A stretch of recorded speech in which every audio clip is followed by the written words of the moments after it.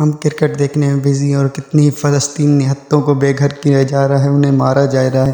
رمضان کے مہینے میں بھی ان پہ کوئی ظلم کم نہیں کیا جا رہا۔ ہم کیسے مسلمان ہیں جو ہم ایک اسرائیل کو نہیں روک سکتے؟ 52 ملکوں کے ایک اسرائیل، امریکہ کی سپورٹ پہ اتنے مسلمانوں پہ ظلم کیے جا رہا ہے۔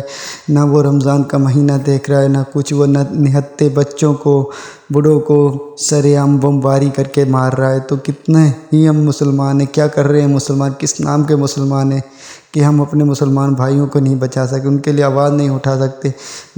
ڈب مرنا چاہیے ہم مسلمان ہونے کے۔ ہمیں لعنت ہے ایسے مسلمان ہونے پہ جو ہم اپنے کشمیر بھائیوں کا ساتھ نہیں دے پا رہے۔